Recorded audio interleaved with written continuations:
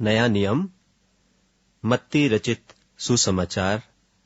अध्याय 1। इब्राहिम की संतान, दाऊद की संतान, यीशु मसीह की वंशावली। इब्राहिम से इसहाक उत्पन्न हुआ, इसहाक से याकूब उत्पन्न हुआ, और याकूब से यहूदा और उसके भाई उत्पन्न हुए। यहूदा से फिरिस, और यहूदा और तामार से जोरह उत्पन्न हुए, और फिरिस से हिश्रोन उत्पन्न हुआ, और हिश्रोन से एराम उत्पन्न हुआ,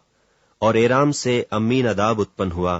और अम्मीनदाब से नहशोन, और नहशोन से सलमोन उत्पन्न हुआ,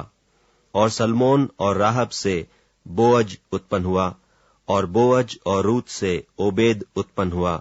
और ओबेद से यिशै उत्पन्न हुआ, और यिशै से दाऊद राजा उत्पन्न हुआ।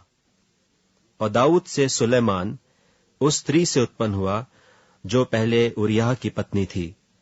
और सुलेमान से रहबाम उत्पन्न हुआ, और रहबाम से अबिय्याह उत्पन्न हुआ, और अबिय्याह से आसा उत्पन्न हुआ, और आसा से यहोशाफात उत्पन्न हुआ,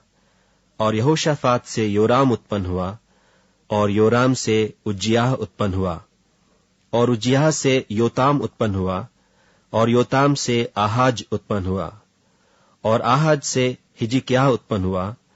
और हिजकिय्याह से मनश्शे उत्पन्न हुआ,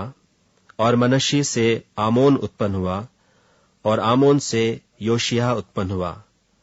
और बंदी होकर बाबुल जाने के समय में योशिय्याह से यकुन्याह और उसके भाई उत्पन्न हुए। बंदी होकर बाबुल पहुंचाए जाने के बाद यकुन्याह से शलतियेल उत्पन्न हुआ, और शलतियेल से जरुब्बाबिल उत्पन्न हुआ, और जरुब्बाबिल से अबीहूद उत्पन्न हुआ, और अबीहूद से इल्याकीम उत्पन्न हुआ, और इल्याकीम से अजोर उत्पन्न हुआ, और अजोर से सदोक उत्पन्न हुआ, और सदोक से अखीम उत्पन्न हुआ, और अखीम से एलीहूद उत्पन्न हुआ, और एलीहूद से एलियाजर उत्पन्न हुआ, और एलियाजर से मत्तान उत्पन्न हुआ, और मत्तान से याकूब उत्पन्न हुआ, और याकूब से यूसुफ उत्पन्न हुआ जो मरियम का पति था,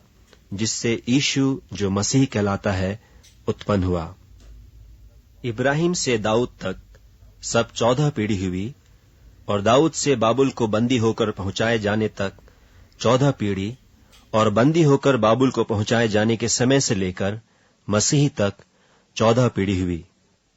अब यीशु मसीह का जन्म इस प्रकार से हुआ कि जब उसकी माता मरियम की मंगनी यूसुफ के साथ हो गई, तो उनके इकट्ठे होने से पहले वह पवित्र आत्मा की ओर से गर्भवती पाई गई। सो उसके पति यूसुफ ने, जो धर्मी था और उसे बदनाम करना नहीं चाहता था, उसे चुपके से त्याग देने की मनसा की।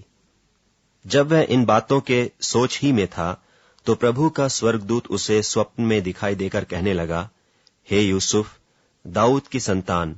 तू अपनी पत्नी मरियम को अपने यहां ले आने से मत डर, क्योंकि जो उसके गर्भ में है वह पवित्र आत्मा की ओर से है। वह पुत्र जनेगी, और तू उसका नाम यीशु रखना,